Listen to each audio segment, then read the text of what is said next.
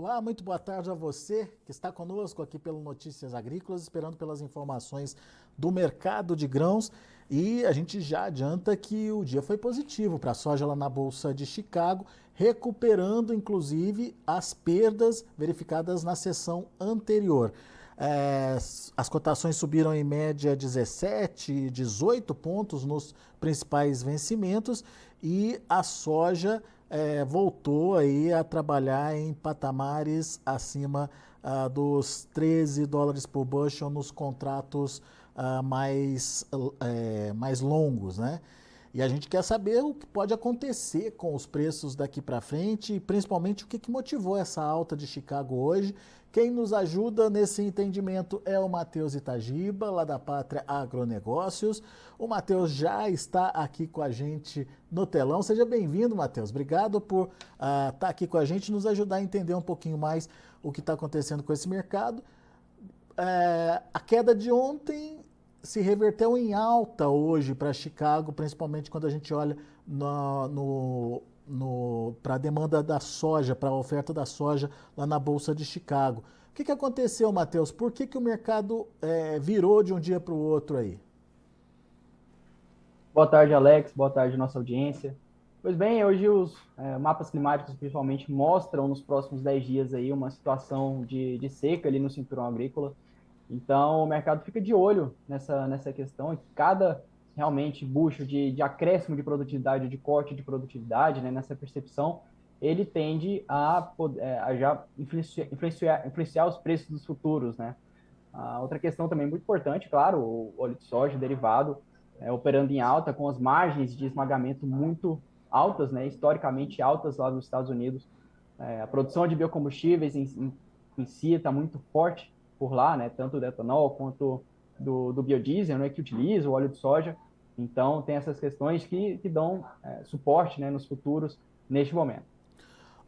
Matheus, só para a gente entender a importância do clima ainda lá para Chicago, uma mudança de clima nesse momento ainda interfere na produção ou a gente já teria uma produção se consolidando, uma produtividade se consolidando por lá? Não, ainda sim pode interferir, porque o enchimento dos grãos ainda está acontecendo, né? A colheita, que se intensifica a partir de setembro, ela ainda pode ser influenciada pelo clima nesse momento. Então, não só o clima, mas também a questão da temperatura, né? As temperaturas altas, aumento do estresse hídrico, então ainda pode influenciar na produtividade da soja. Outra questão que é necessário ressaltar é que as áreas de soja, de projeção de colheita, ainda não foi fechada, né? Pode ter um reajuste positivo pelo USDA, né? A questão das áreas que aderiram aos programas de seguro lá nos Estados Unidos surpreenderam, né, na última sexta-feira, e pode ter um reajuste positivo de área plantada lá nos Estados Unidos da soja. Vamos entender melhor isso aí, Matheus.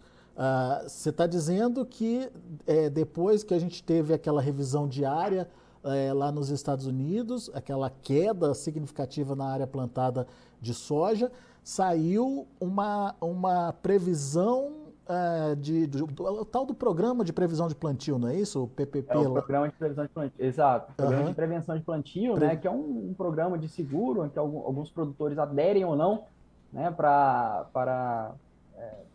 plantar a soja ou não.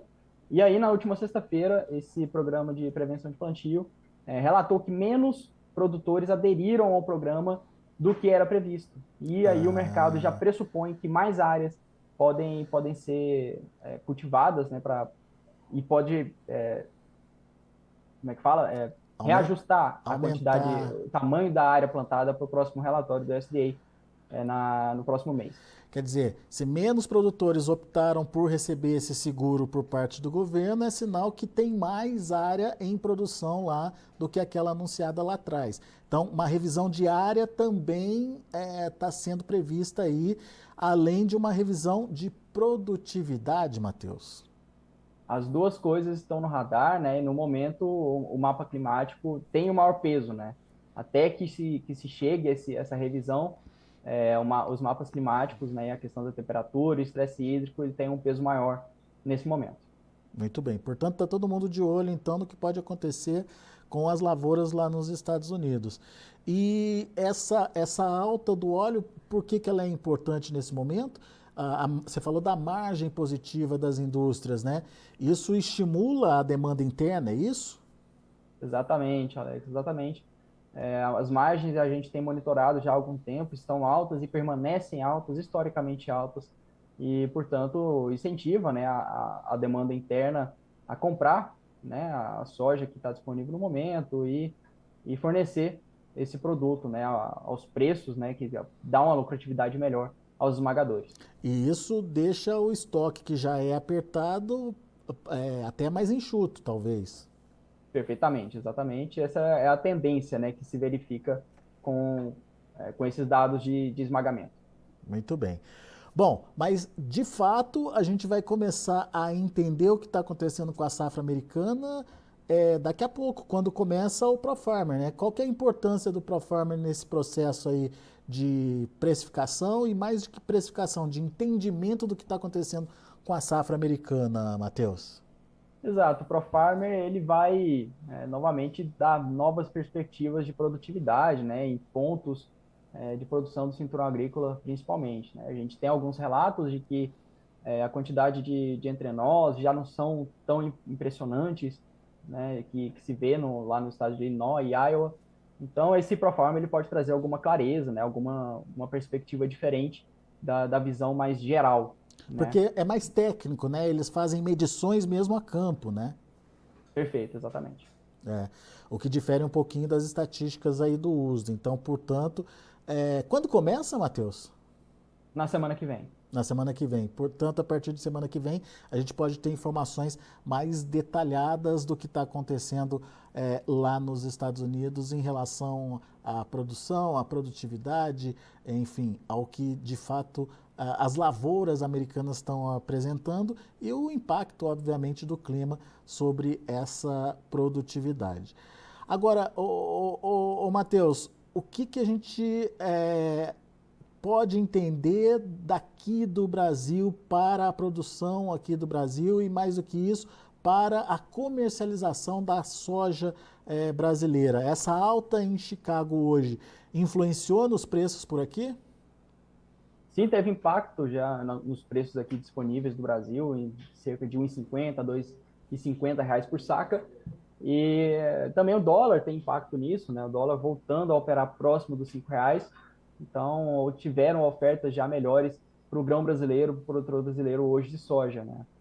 O mercado também começa a ver a questão do clima aqui no Brasil nos próximo mês, 3 meses, né? Para ver como que vai ser o plantio.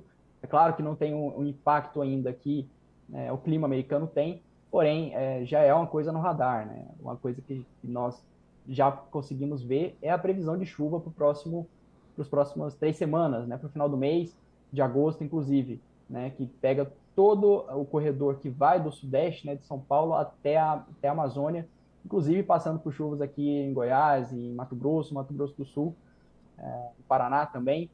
Então, essa antecipação da chuva, ela pode trazer alguns problemas, inclusive logísticos, de embarque dos grãos nos portos, tá? E, quem sabe, antecipar alguns plantios no sul, né, no Paraná, por exemplo.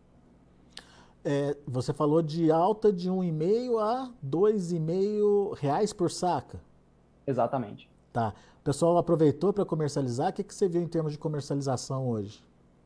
Sim, o pessoal aproveita assim para fazer mais alguns volumes, né? Qualquer alta que tem no mercado físico, os produtores tendem a aproveitar, né? Pelo menos com volumes modestos para ver a oportunidade que tem no momento, né? Já que a pressão da colheita americana logo na frente pode influenciar, né? O dólar retornando e caindo pode influenciar também, então os produtores aproveitam esse tipo de oportunidade que o mercado físico dá. Isso é importante lembrar, né? A gente teve alta em Chicago e a gente teve também uma manutenção do dólar ali próximo dos 5 reais, né? Exatamente. O dólar está teimando a cair, né? Enquanto os programas brasileiros não ficam sólidos e não mostram para o investidor estrangeiro que a questão política brasileira fica estável, né? E com um futuro promissor, né? O que a gente tem visto justamente é uma saída de capital estrangeiro do Brasil e isso incentiva a alta do dólar aqui no nosso país. né? A questão também da alta do dólar no mundo inteiro tem acontecido também. Lembrando que hoje o Fed, o Banco Central Americano, divulgou a ata do Comitê de Política Monetária, que novos aumentos nas taxas de juros dos Estados Unidos não são descartadas. Então, isso deu algum suporte também ao dólar de hoje, também nos juros futuros americanos. Tem essa questão macroeconômica também influencia. Muito bem. A gente está falando de oferta, mas e a demanda? O que a gente pode esperar aí da demanda, principalmente a demanda chinesa, hein? A demanda chinesa deve continuar forte, né? Fundamentalmente, não tem muitos motivos para que essa demanda desacelere. Inclusive, temos alguns relatos que a demanda por milho vai ser muito forte nessa safra, né? Principalmente do milho brasileiro, acima do que o projetado ainda que o USDA, é uma coisa que nós podemos antecipar, é uma possibilidade, tá? Enquanto que a China mostra alguns números fracos da macroeconomia, a questão da demanda por produtos agrícolas, como a soja e o milho, ainda é muito sólida. Muito bem. Tomara que continue, principalmente, continue comprando do Brasil, né, Matheus? Exatamente. O Brasil tem preços muito bons ainda das commodities, então, de fato, é muito difícil competir com o Brasil. Muito bom. Matheus Itagiba, meu caro, obrigado mais uma vez por estar aqui com a gente, trazendo as informações do mercado, explicando para a gente essa movimentação dos preços. Volte sempre. Muito obrigado, Alex. Um abraço a você e a nossa audiência. Até a próxima. Até a próxima.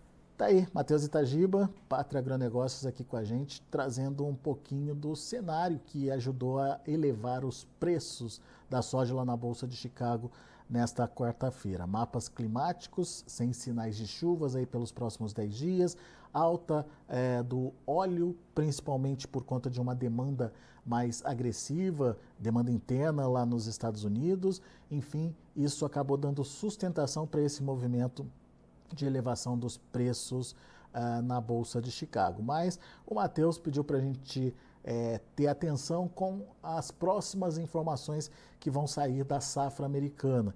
Temos o ProFarmer já começando na semana que vem, ele vai dar pelo menos uma orientação do que está acontecendo de fato nas lavouras por lá, mas mais do que isso, possibilidades de alterações de produtividade e, mais recentemente, de olho aí na possibilidade de revisão de área plantada lá nos Estados Unidos.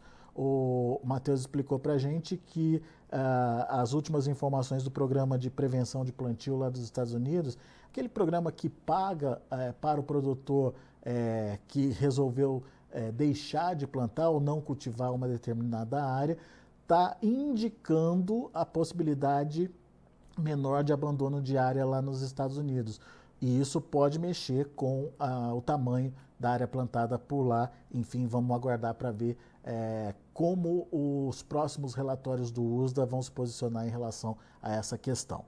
E deixa eu passar para vocês os preços, finalização dos negócios lá na Bolsa de Chicago.